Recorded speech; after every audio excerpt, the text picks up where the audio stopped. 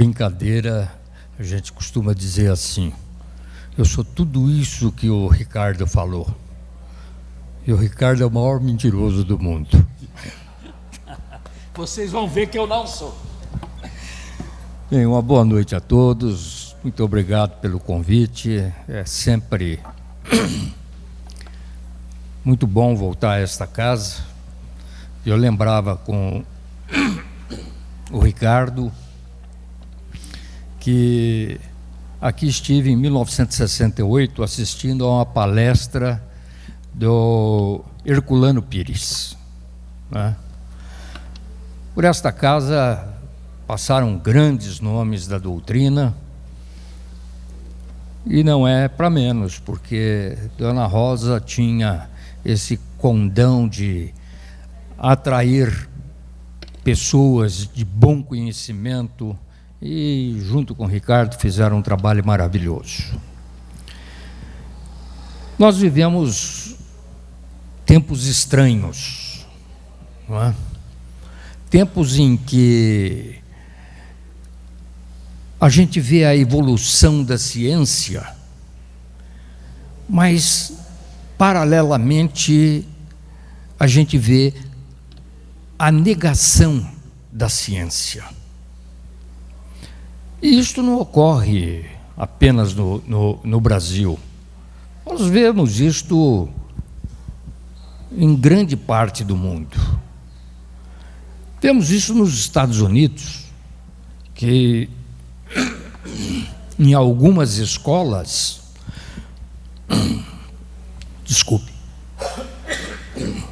em alguns estados, as escolas são proibidas de falar a respeito de evolução.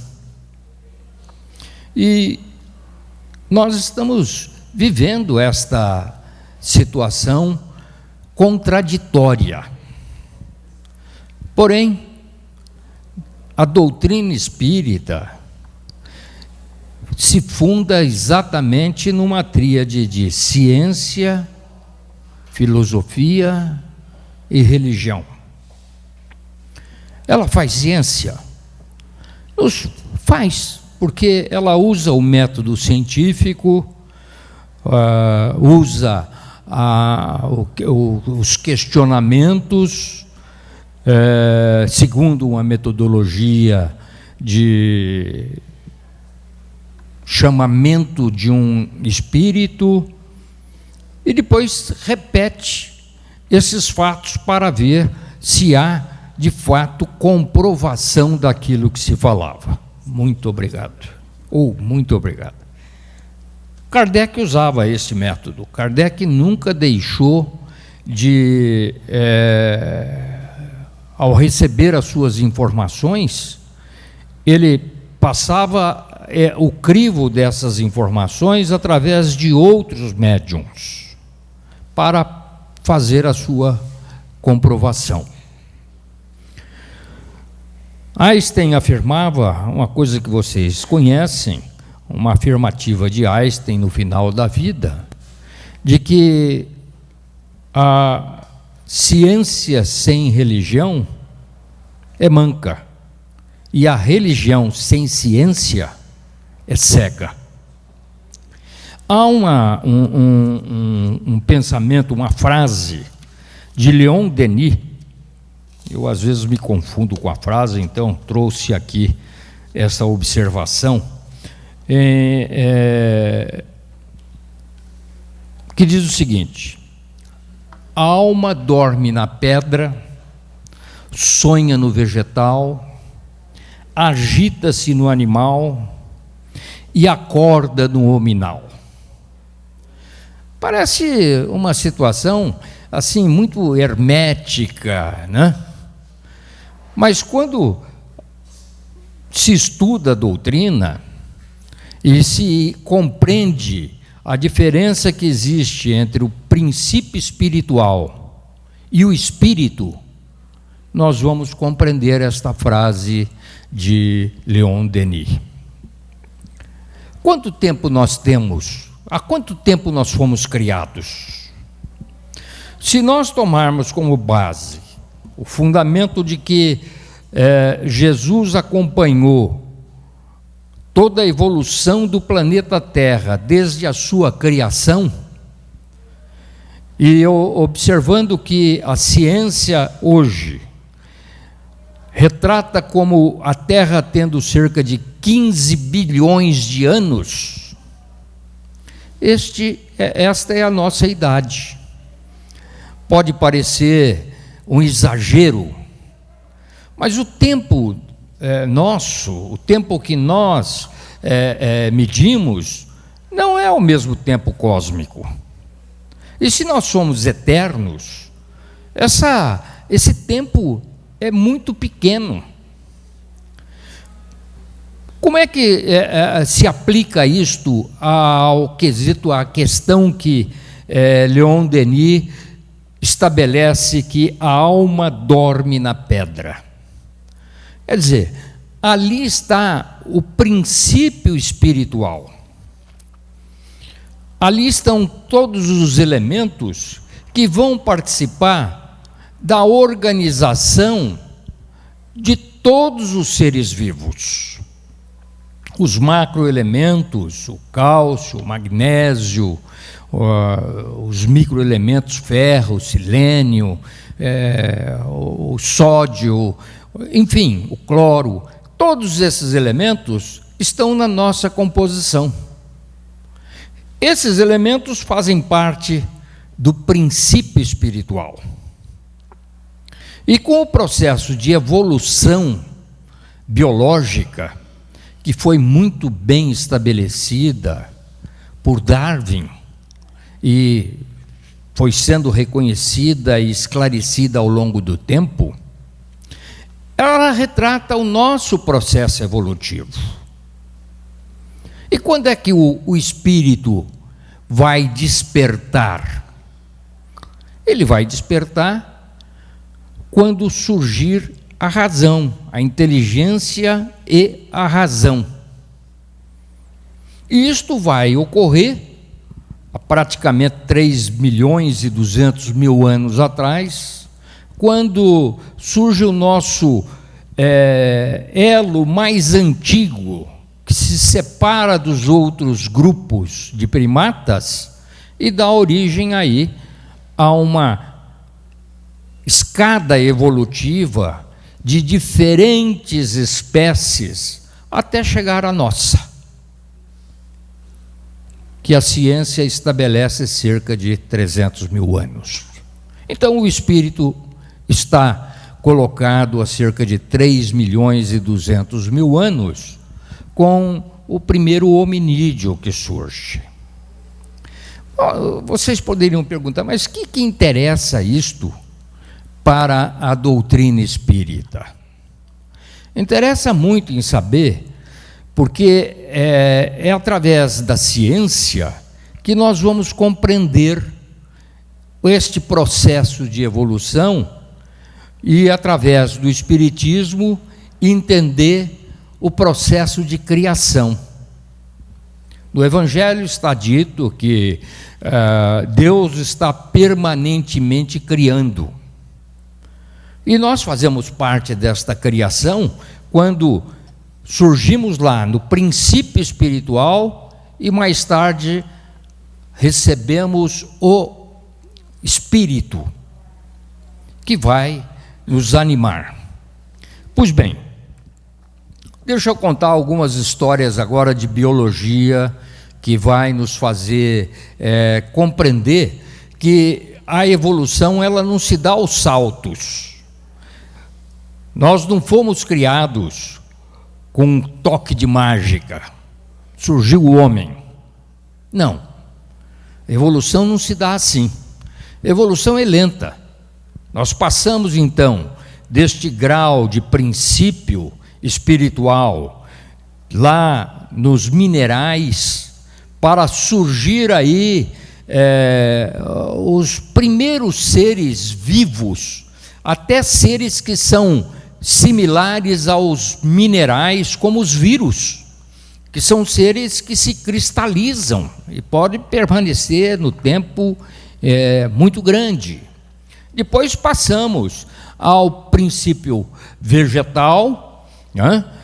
Vamos evoluindo do ponto de vista da organização do mundo vegetal, e mais tarde agita-se, como diz Leon Denis, no mundo animal para receber a consciência, a inteligência e o espírito na forma animal, na forma de hominídeos. Pois bem,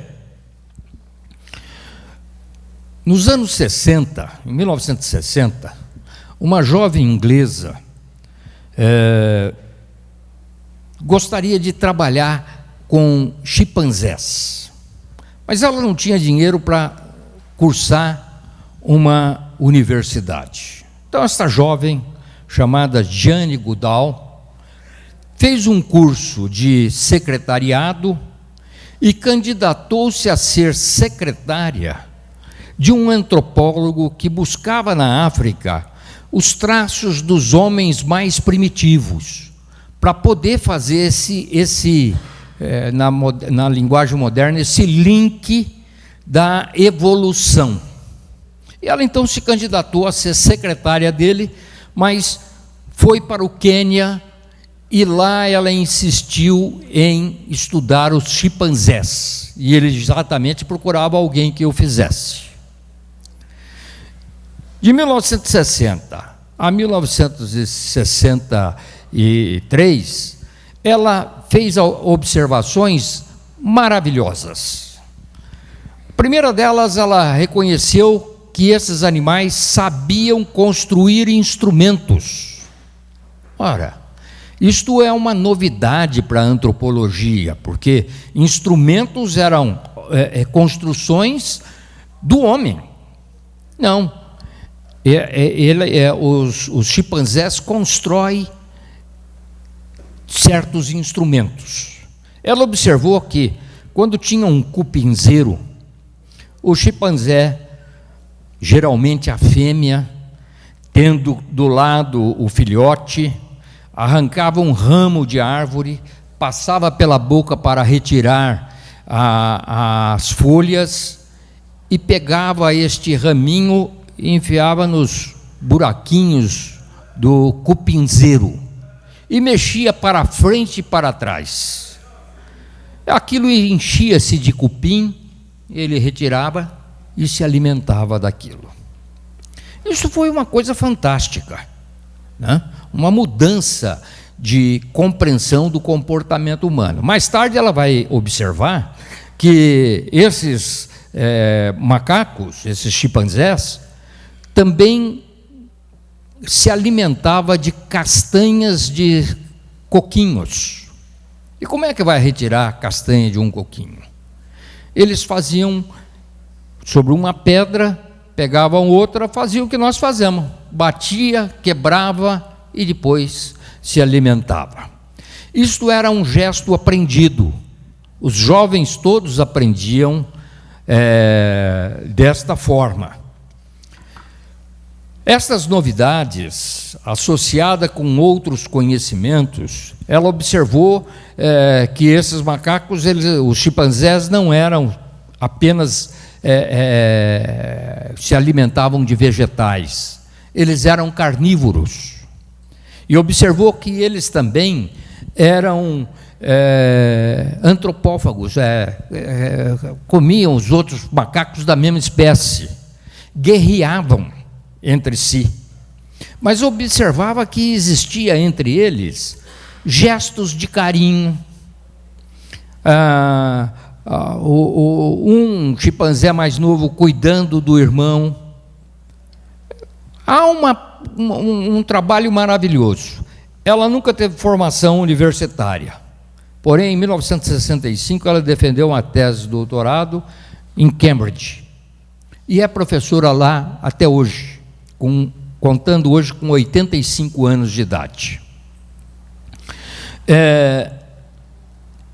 Há uma outra personagem, Dan Foster, que estudou os gorilas, nesta mesma situação. Vocês devem ter assistido um filme chamado A Montanha dos Gorilas, Filme maravilhoso. Ela é responsável por ter salvado a espécie. E observou uma série de comportamentos, conseguiu se comunicar com esses animais. E esses animais falam. Não verbalizam como nós o entendemos, mas são animais muito inteligentes. Não são os únicos da cadeia. Vocês vão me perdoar, vou contar algumas historinhas para a gente entender este processo de evolução. Um pesquisador espanhol estudou o comportamento dos lobos nos Estados Unidos. Fecharam uma área relativamente grande e ali tinha uma família de lobos. A família normalmente é constituída de 10 a 15 animais. Mas levou esses animais filhotes, de tal forma que ele pudesse conviver e passar grande parte da vida dele com a vida dos lobos. E observou que os lobos, eles têm uma hierarquia, como também tem nos chimpanzés. Essa hierarquia é chamado na ciência o líder é chamado de macho alfa, o sublíder beta e assim por diante. Tem a fêmea alfa, a fêmea beta e assim por diante. Pois bem, esses lobos são animais carnívoros, eram alimentados por carneiros. Inicialmente colocavam-se os carneiros mortos, mais tarde soltavam os carneiros para que eles caçassem. Eles têm uma organização social muito aprimorada, eles conseguem se comunicar com o objetivo de fazer uma caçada seletiva. Então eles vão atrás do carneiro mais fraco, aquele que corre menos, né? Cercam este animal e depois o capturam. O primeiro lobo a chegar para se alimentar é sempre o lobo mais velho. No caso, ele era reconhecido, o pesquisador, como o lobo mais velho. Então ele tinha que ir lá e fazer que estava se alimentando, arrancar um pedaço de carne, para posteriormente os machos mais de alta hierarquia se alimentarem, as fêmeas e os filhotes. Todos comem. O que se aprendeu com este trabalho com os lobos? Aprendeu-se que há um respeito dos indivíduos para com os indivíduos mais velhos. Há um respeito e proteção para com os jovens. Há uma proteção da família. Um grupo de lobos está sempre unido. Se o grupo cresce, o macho mais jovem é obrigado a deixar o grupo. E eles têm sempre um trabalho assim, todos os dias o macho líder tem que defender a sua liderança, porque tem sempre alguém querendo usufruir desta liderança. Então eles têm uma cooperação em grupo, no sentido da caça, têm um respeito à natureza, no sentido de que eles não matam acima das suas necessidades, e eles aprendem com os próprios erros. A forma de caçar, se não dá resultado de uma forma, eles alternam estes movimentos, estas questões. Voltando aos chimpanzés, um outro pesquisador, Franz de Waal, um alemão, estudou na Alemanha um grupo de chimpanzés e verificou uma coisa muito interessante. Eles dão nomes aos chimpanzés.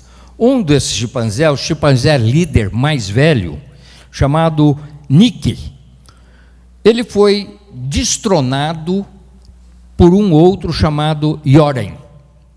Levou uma mordida no pé, muito grande. E isso, nesta luta, o outro Yoren assume a liderança. Veja como é que as coisas vão se passando. Eles se tornam amigos. O ex-líder verifica que ele não pode mais com o jovem que está ali. Então ele se associa junto ao jovem para ajudá-lo contra outros grupos que tentam entrar ali. Mas toda vez que o chimpanzé velho passava perto do novo, ele mancava, ele se arrastava. Afastando-se dos olhos do novo líder, ele andava normalmente. Este é um gesto que nós praticamos nas nossas vidas, esta manha da gente fazer uma cara de choro, ou dissimular. Basta ver um homem assistindo um filme romântico, um filme que mexe com o nosso sentimento, para chorar, ele dissimula, dá uma tocinha, passa uma mão. As mulheres não, as mulheres com muita liberdade choram normalmente. Então essa dissimulação já é existente. Um pesquisador brasileiro, que foi diretor da Faculdade de Psicologia da USP, o professor César Hades, estudou o comportamento de uma cadelinha que ele chamava de Sofia. Ele construiu para essa Sofia uma espécie de mural, onde tinha várias telas em que ela aprendeu a manifestar os seus desejos, as suas vontades. Veja, não é instinto, é a inteligência. Então, tinha coisa assim, um quadro que ela batia a pata e dizia: quero sair para passear. No outro, quero me alimentar, quero tomar água, quero descansar. Eram nove pontos em que a cachorra se manifestava com inteligência. Com inteligência. Quem tem cachorro, quem gosta de animal, sabe como essas coisas podem acontecer. Há uma gorila nos Estados Unidos que chegou a aprender 300 palavras em inglês. Ela não falava, mas sabia indicar, reconhecia as palavras e se manifestava. Por que tudo isso? Isto é para dizer que nós somos produtos de evolução. Nós não fomos criados como a gênese religiosa da grande maioria das religiões o dizem, que fomos criados do barro. Não, nós fomos criados através de um princípio e evoluímos nesses 15 bilhões de anos, saindo do princípio espiritual até adquirirmos o espírito. Uma das coisas muito importantes no mundo animal é saber reconhecer o eu. Se um animal reconhece-se a si mesmo, você já sabe que ele está ocupando um topo de hierarquia, a espécie. Os chimpanzés se reconhecem, eles se olham no espelho e sabem que são eles. Os pesquisadores passavam batom num chimpanzé, depois punham um espelho, ele estranhava, passava a mão, estava se reconhecendo. A mesma coisa são os elefantes, eles se reconhecem no espelho, e são animais dotados de uma memória fantástica.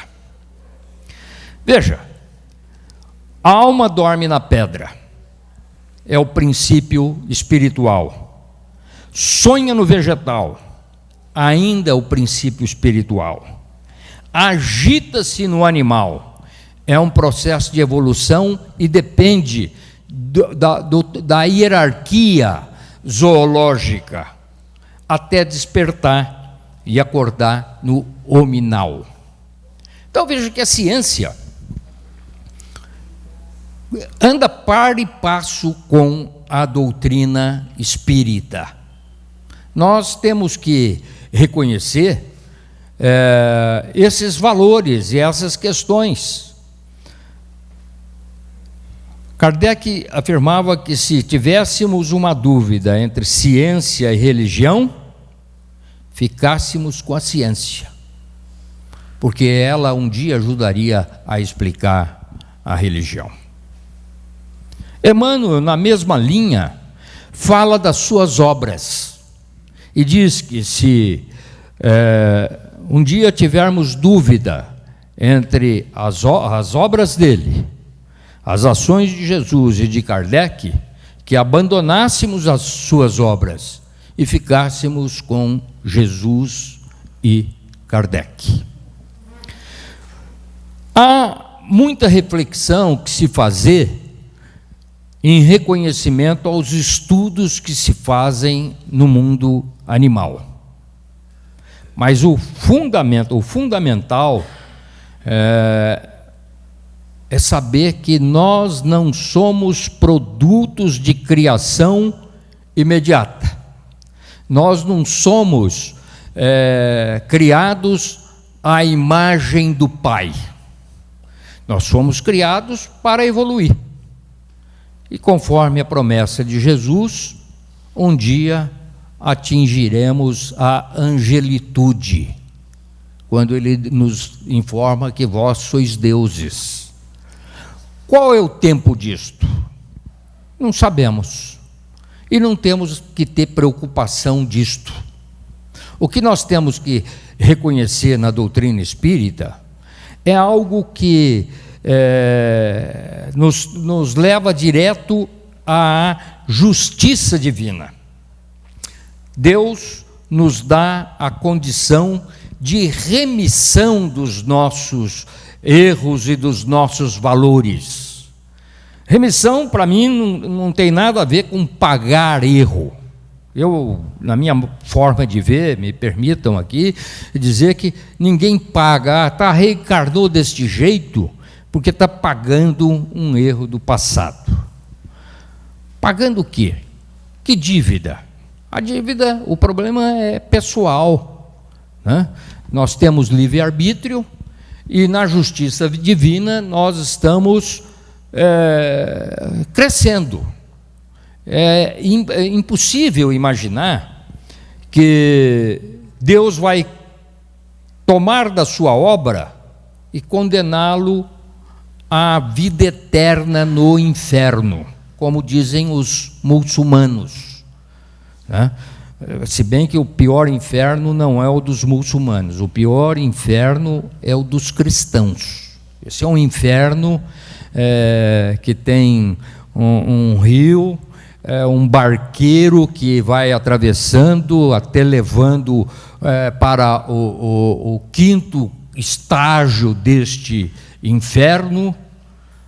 Por isso que as pessoas dizem que mandam a gente para o quinto dos infernos, significa que nós estamos indo para o pior lugar dos infernos. E dali ninguém sai, segundo o pensamento de alguns ramos do cristianismo, né? Os judeus têm uma outra visão. Os judeus têm uma visão de inferno em que é possível você recuperar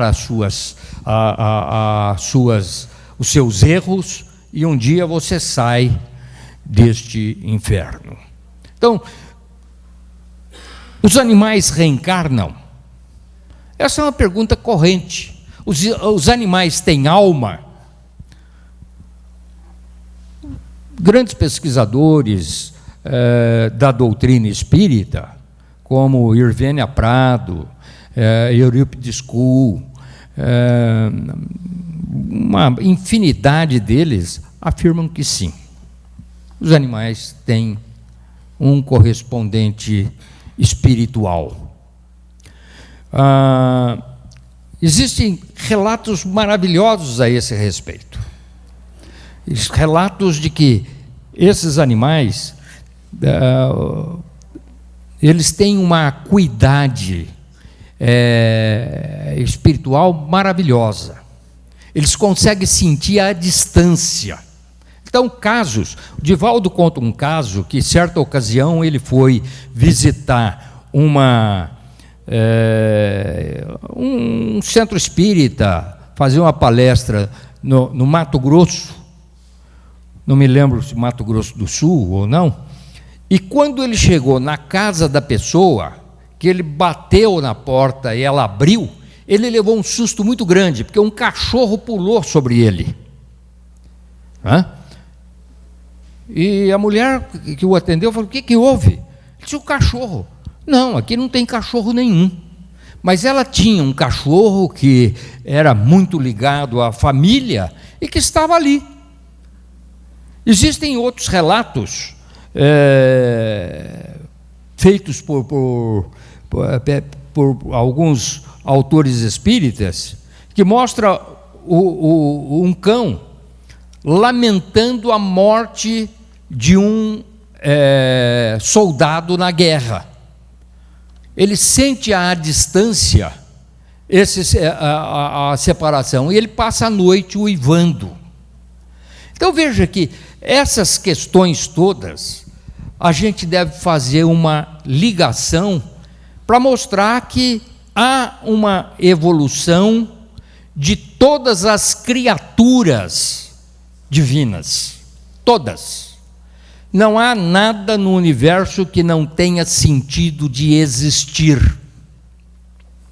Alguém vai me perguntar: mas que sentido tem, por exemplo, uma planta tóxica? Que sentido tem um protozoário ou um vírus que provoca dengue? São elementos que nos ajudam a controlar a densidade populacional. Nós estamos ouvindo aí muito sobre a Amazônia, né? E dizer que a Amazônia é ou não é soberania nacional, é ou não é, uma participação do mundo na defesa. Isso tem pouca importância do ponto de vista da espiritualidade. Mas do ponto de vista da biologia, eu gostaria de dizer que a maior defesa da Amazônia jamais foi feita pelo ser humano. Foi feita por um grande animal. Nós deveríamos erigir uma estátua à malária. Isso mesmo, a malária. É a malária que nos salvou a Amazônia. Vocês devem se lembrar que Henry Ford tentou fundar uma cidade no meio da floresta amazônica chamada Fordlândia, para poder extrair dali a borracha que foi utilizada na Segunda Guerra Mundial. A malária liquidou com a cidade. Mais tarde, nos anos 70, surge um milionário americano para construir uma cidade, um império, no chamado Projeto Jari. Não foi para frente. A malária dizimou a população, e eles não conseguiram vencê-la. Lá no Acre, a construção da estrada de ferro Madeira-Mamoré levou à morte de milhares de trabalhadores. Pode ser paradoxal e parecer até que é humor negro dizer esta questão, né? Mas graças a isso nós temos a Amazônia. E certamente a ciência, num momento adequado, vai nos levar à cura da malária, vai nos levar à cura da dengue. E outros problemas surgirão, porque fazem parte do nosso processo, primeiro, de evolução da inteligência. Esse é um princípio muito importante. É preciso que a gente aprimore a inteligência. E o princípio moral. Eu vou me permitir lembrar aqui, eu trouxe me perdi aqui, uma palestra maravilhosa de Eurípides Barçanufo. Já li isto aqui em uma outra ocasião. Ele faz uma relação de Deus com a natureza, que é uma oração ecológica, relembrando todas essas questões que nós procuramos colocar. Mas é de uma beleza tão grande que vale a pena a gente relembrar, e peço desculpas se for repetitivo. Diz Eurípides Barçanufo: o universo é obra inteligentíssima, obra que transcende a mais genial inteligência humana.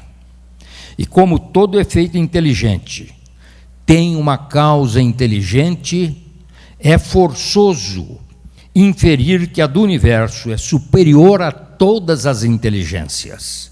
É a inteligência das inteligências, a causa das causas, a lei das leis, o princípio dos princípios, a razão das razões, a consciência das consciências.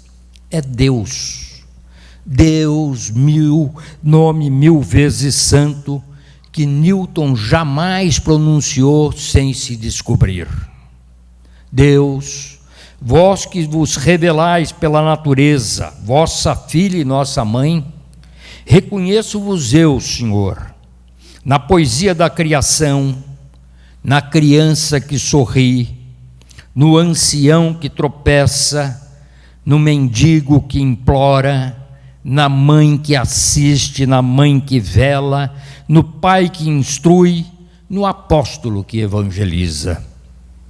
Deus, reconheço-vos eu, Senhor, no amor da esposa, no afeto do filho, na estima da irmã, na justiça do justo, na misericórdia do indulgente, na fé do pio, na esperança dos povos, na caridade dos bons e na inteireza dos íntegros. Deus, reconheço-vos eu, Senhor, no estro do vate, na inspiração do artista, na santidade do moralista, na sabedoria do filósofo, no fogo dos gênios. Deus, reconheço-vos eu, Senhor, na flor dos vergéis, na relva dos vales, no matiz dos campos, na brisa dos prados, no perfume das campinas, no murmúrio das fontes, no rumorejo das franças, na música dos bosques, na placidez dos lagos, na altivez dos montes, na amplidão dos oceanos, na majestade do firmamento. Deus, reconheço-vos eu, Senhor, nos lindos antélios, no íris multicor, nas auroras boreais, no argêntio da lua, no brilho do sol, na fulgência das estrelas, no fulgor das constelações. Deus, reconheço-vos eu, Senhor, na formação das nebulosas, na origem dos mundos, na gênese dos sóis, nos berços da humanidade, na maravilha, no esplendor, no sublime do infinito. Deus, reconheço-vos eu, Senhor, com Jesus quando ora, Pai nosso que estais nos céus, ou com os anjos quando cantam, glória a Deus nas alturas, aleluia. Eurípides Barçanufo, Sacramento, 18 de janeiro de 1914. Que vocês possam ter, todos nós possamos ter um final de semana tranquilo, e vim com a intenção de trazer uma discussão, um pensamento, jogar um pensamento a respeito de todas as questões que existem na criação. E uma pergunta que sempre fica: quanto tempo nós vamos ficar por aqui?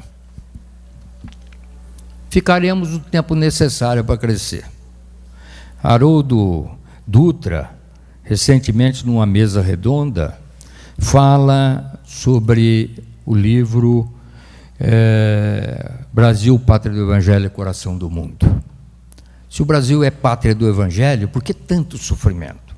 A gente imagina, como espírita, e eu não sou diferente, imaginava que nós íamos viver aqui um paraíso, que aqui seria uma beleza, né?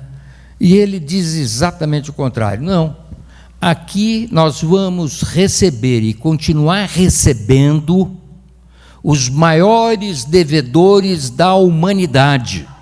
Esta é a pátria do Evangelho. Este é o local onde eles vão se evangelizar.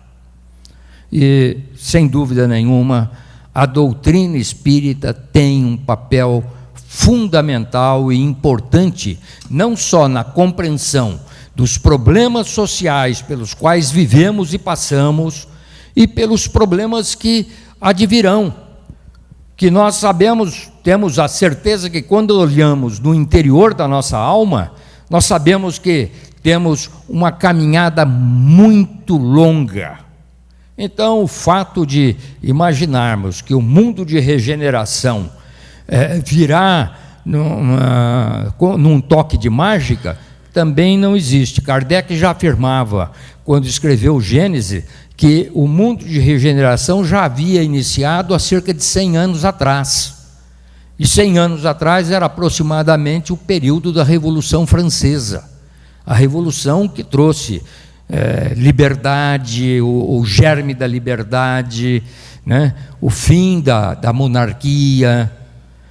E continuamos nisto.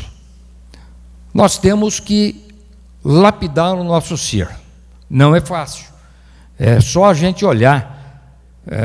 Eu me olho, por exemplo, de manhã cedo, quando levanto com uma melhor das intenções, vou ter um dia maravilhoso. Aí eu tenho que pegar a Badibacite para ir para a Unesp. Eu ando 2, 3 quarteirões, já estou tirando a mão para fora do carro, né? Perdendo a paciência. Algumas vezes provocado, outras vezes sou eu que provoco. Isto mostra a imperfeição. Isso mostra que temos que lapidar isto, crescer. É um processo de evolução lento. Não é no tempo que nós imaginamos da matéria. Eu às vezes ouço pessoas falar assim: daqui 100 anos eu não reencarno mais. Não reencarna aqui. Sabe lá onde vai reencarnar, né? Nós temos muito chão pela frente. Afinal de contas, somos eternos. E qual é o tempo da eternidade? É eterno.